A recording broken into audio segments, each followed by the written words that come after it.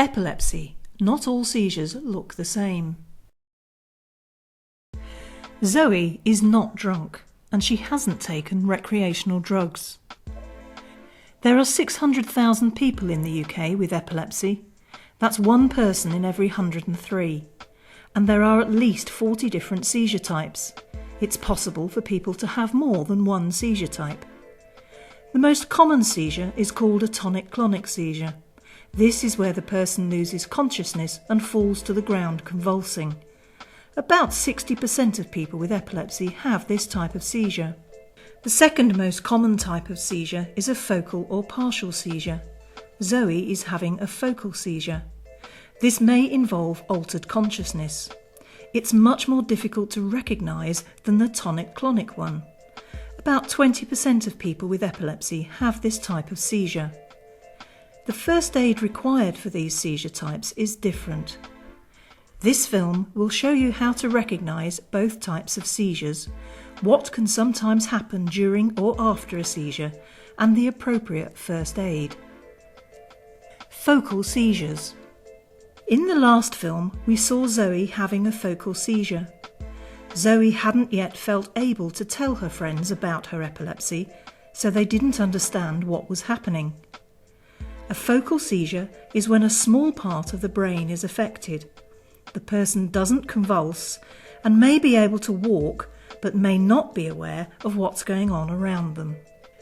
The person may have repeated movements, for example, fiddling with something, repeatedly lip smacking, and their eyes may look unfocused.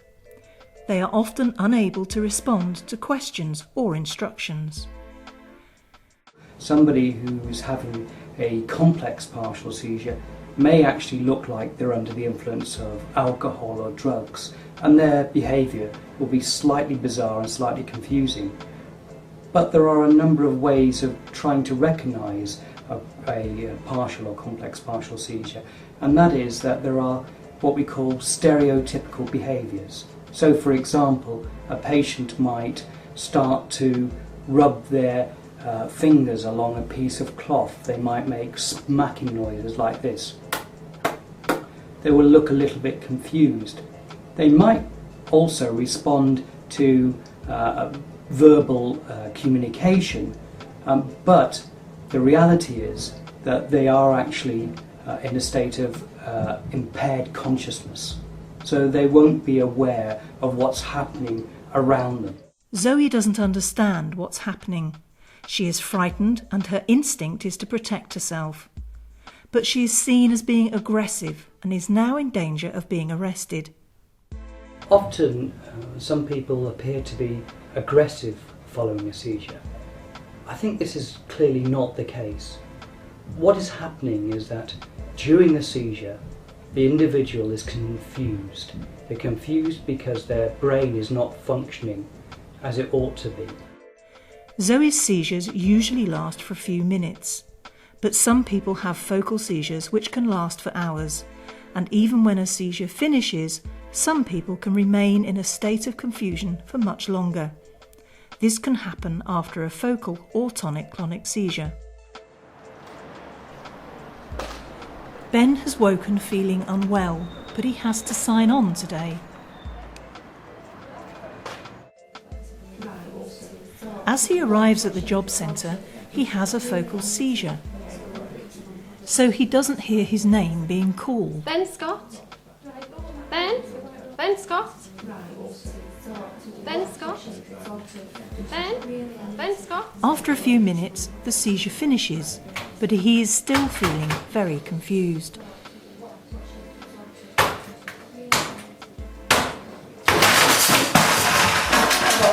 Can you please leave, sir? Come on, thank you. He is still confused. He doesn't see the security guard approach, is frightened and instinctively protects himself. The police are called. And when somebody is approached during a seizure, their natural instinct is to push away. It isn't actually to strike out, and it isn't purposeful, directed behaviour. They're confused and they just actually want to be left alone. Epilepsy is so incredibly misunderstood.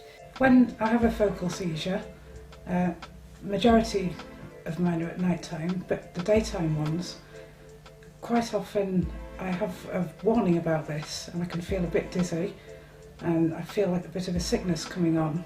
I have this focal seizure and I can't help it. Sometimes I can feel like the room, not spinning, but sort of coming in towards me a little bit. It's like you get put to sleep somewhere, you go to sleep in your bed, but you wake up next to a motorway, walking down the street. Everything's jumbled up.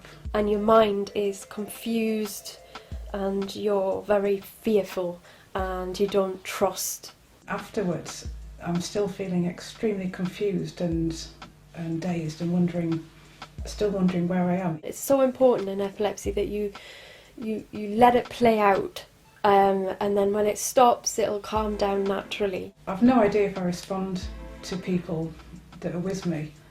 They'd have to tell me that afterwards, whether I responded to them or not, because I have no idea at the time.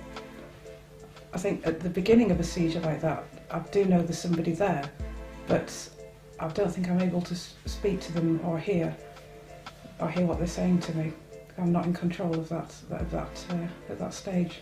Get the details from the friends or family members. The advice I'd give to anybody who's with me during or after a focal seizure is, if they haven't found my epilepsy ID card, then to look for that, to find my name and contact number. Just to keep the person safe whilst it's happening.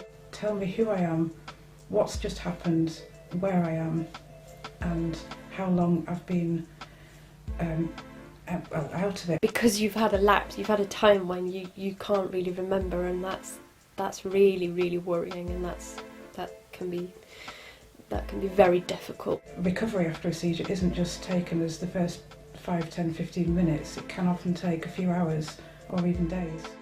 So why is it important that police officers can recognise seizures? The answer is so they know how to cope with somebody after they've had a seizure.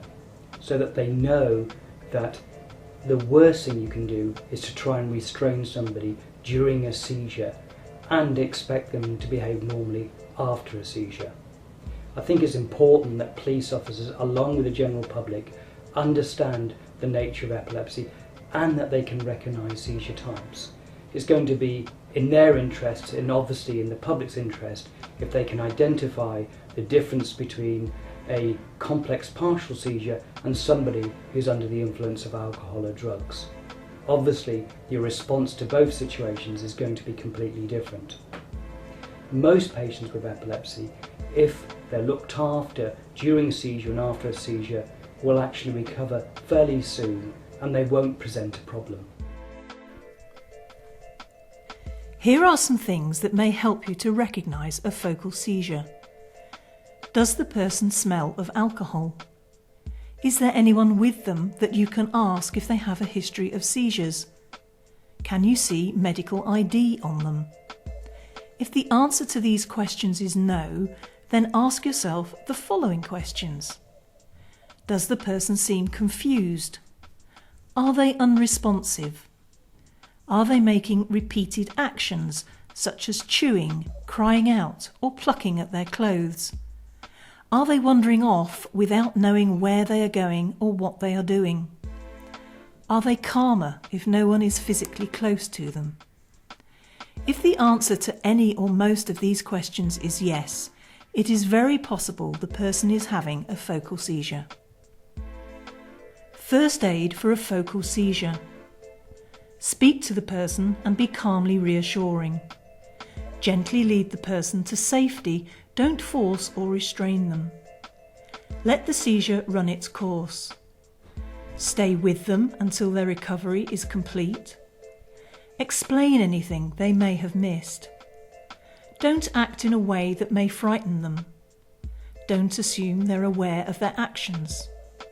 Don't give them anything to eat or drink. Don't attempt to bring them round. Don't place them face down on the floor due to risk of asphyxiation. Call an ambulance if, You know it's the person's first seizure. The seizure continues for more than 5 minutes. The person is injured. You believe the person needs urgent medical attention. So next time you see someone looking confused and behaving strangely, ask yourself the question, could they be having a focal seizure? Tonic-clonic seizures. Those pictures are awful. They're not that bad, don't worry. First aid. What's that? Someone help us. Somebody call 999. Hey, what's the matter now? Should we call him ambulance? Hold her down. What do you know what to do? We could all help someone who is having a seizure.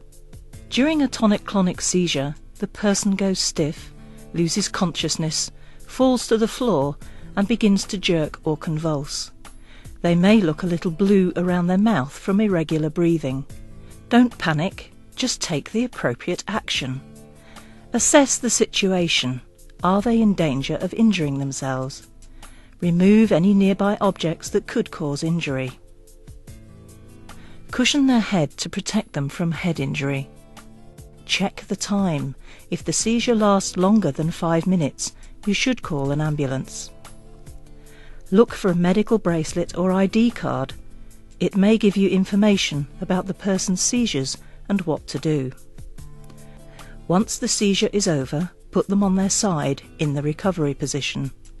Stay with them and reassure them as they come round. Never restrain the person.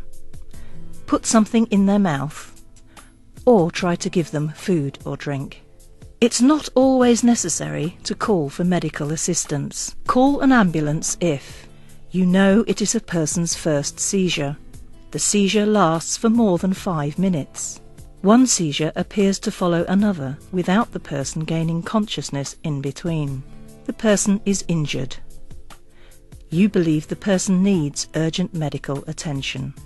For more information about epilepsy, visit the Epilepsy Action website or call the Epilepsy Helpline on free phone 0808 800 50 50.